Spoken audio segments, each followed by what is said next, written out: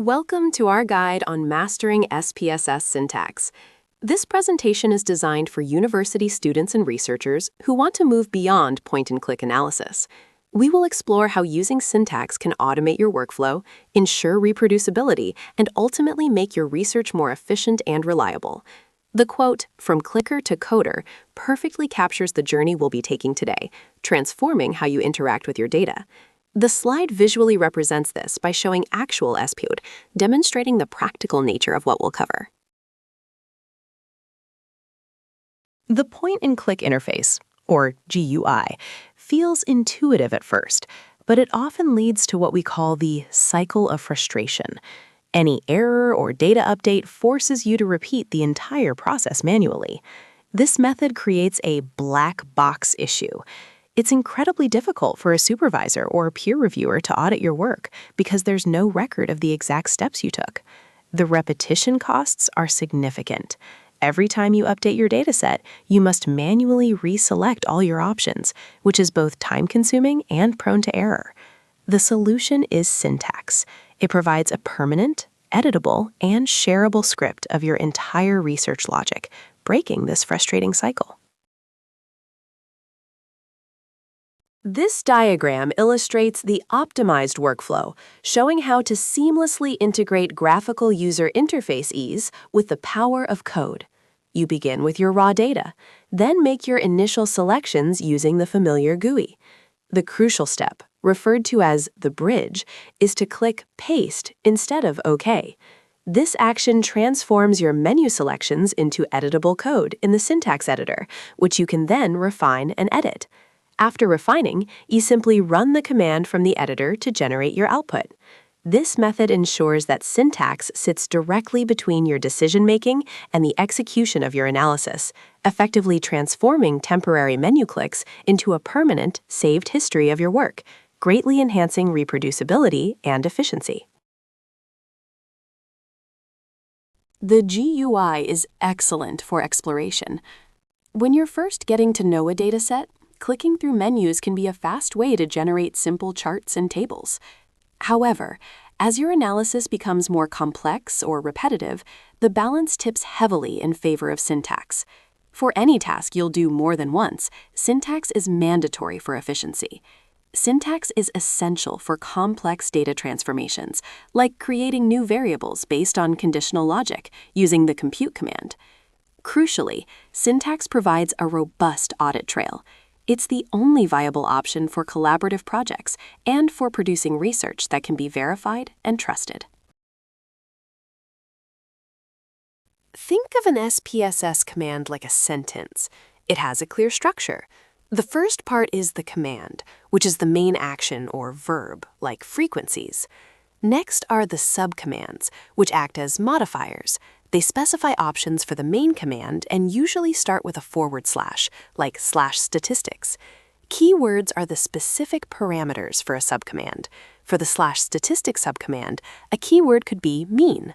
And the most important rule, every single command must end with a terminator, which is a period. Missing this period is one of the most common errors.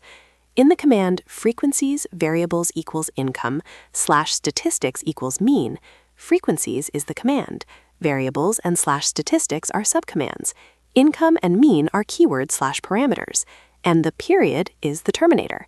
Think of syntax like a sentence: verb, object, punctuation.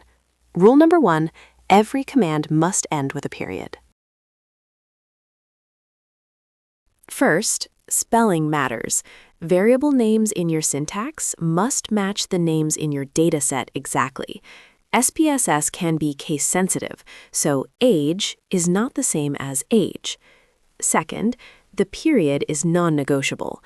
If you forget the period at the end of a command, SPSS will try to merge it with the next command, which will almost always cause the script to fail.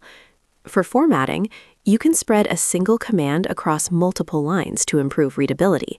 It's good practice to start each new subcommand on a new line.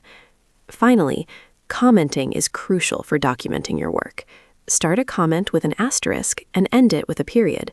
SPSS will ignore these lines, but they will be invaluable to you and others in the future. To summarize the precision required, SPSS is unforgiving of typos. Always match variable names exactly.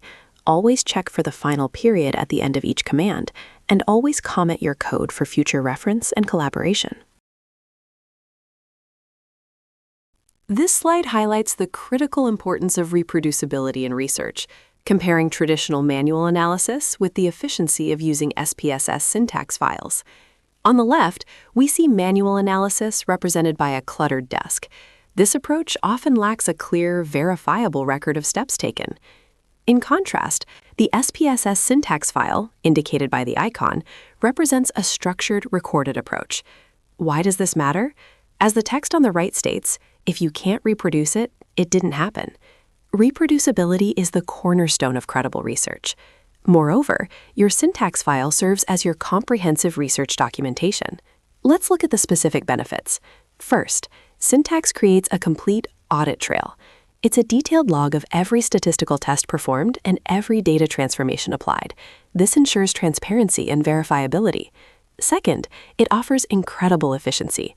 Imagine rerunning an entire thesis analysis in mere seconds when you update your data or find a minor error, rather than spending hours manually repeating steps. Finally, syntax significantly improves collaboration. You can easily share your .sps files with supervisors or colleagues. They can then verify your results precisely without you needing to explain a lengthy series of menu clicks. This streamlined process eliminates ambiguity and saves valuable time for everyone involved. The paste button is your bridge from clicker to coder. It's located in almost every SPSS dialog box, right next to the OK button. The action is simple. Instead of clicking OK to run an analysis, you click Paste. The result is that SPSS translates your menu selections into perfect syntax and appends it to the active syntax editor window. You don't need to be a programmer. You let the GUI write the code for you. The syntax editor has a few key areas. At the top, you have the menu bar and toolbar, which contain common functions like run and save. The window is split into two main sections. The navigation pane on the left lists all the commands in your file, allowing you to quickly jump through long scripts. The code pane on the right is where you view, write, and edit your syntax. This is your main workspace. SPSS also uses color coding to help you. Blue text typically indicates commands, green for subcommands, and red for keywords. Let's say we want to analyze memory score. First, we navigate through the menus: Analyze, Descriptive Statistics, Frequencies. In the Frequencies dialog box, we select our variable, memory score, and move it into the Variable box. Instead of clicking OK, we click Paste. This is the crucial step to generate the code without running it. The outcome is that the syntax editor opens automatically with the generated code, ready for us to inspect and edit. Following these steps for the memory score variable would generate the command frequencies variables equals memory score in the syntax editor. Now that we have our draft code, the next step is to refine it in the editor. Once the code is in the editor, we can refine it. A great first step is adding comments to document what the code does. For example, analysis of memory scores. We can also easily modify the variables. If we wanted to analyze IQ score instead of memory score, we can simply type the new variable name directly into the code. The editor also has a helpful autocomplete feature. As you start typing a subcommand or keyword, it will suggest valid options, which helps prevent typos and errors. A breakpoint is essentially a stop sign for your code. It tells SPSS to pause execution at a specific line. To set one, you simply click in the gray margin to the left of a command line. A red circle will appear, indicating the breakpoint is active. This is incredibly useful for debugging. You can run a script up to a certain point, pause, check the intermediate output or data, and then decide whether to continue. To resume execution after a breakpoint has been hit, you just go to the Run menu and click Continue. Imagine a script that first cleans data and then runs analysis. You can set a breakpoint after the cleaning commands. This allows you to run the first part, pause, inspect the dataset to ensure the cleaning worked as expected, and then continue to the analysis phase. Once our code is edited and debugged, it's time to execute it. To work with an existing syntax file, you simply go to File, Open, Syntax. You don't have to run the entire file at once. The Run selection option is perfect for testing small chunks. Just highlight the lines you want to execute and click the green play button or press Ctrl-R. The Run All option, as the name suggests, executes the entire script from top to bottom. This is what you would use to rerun a completed analysis. After you run syntax, the SPSS viewer window opens. In the left pane, you'll see a log object. The log is critical because it shows the exact syntax that was just executed. This confirms what SPSS actually did. The main part of the window shows the results, such as your descriptive statistics tables. You should check that these match the statistics you requested in your syntax. Most importantly, verification. Always check the log for any warnings or error messages. If your syntax failed, for example due to a missing period, the error message will appear here. If you ran descriptives variables equals age/statistics equals mean, but the output table also shows the standard deviation, you would check the log.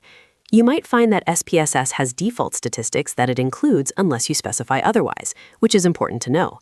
To help you get started, we've compiled a short cheat sheet of the most common commands. This slide provides a quick reference, an SPSS syntax cheat sheet for the most frequently used commands and essential shortcuts. Keep this handy, as these core commands and shortcuts are designed to cover approximately 80% of your daily research tasks. First, let's look at common commands. To open a data file, you use getFile equals path/data.sav. For a frequency table, the command is frequencies variables equals var1. To generate summary statistics, you would use descriptives variables equals var1/statistics equals mean.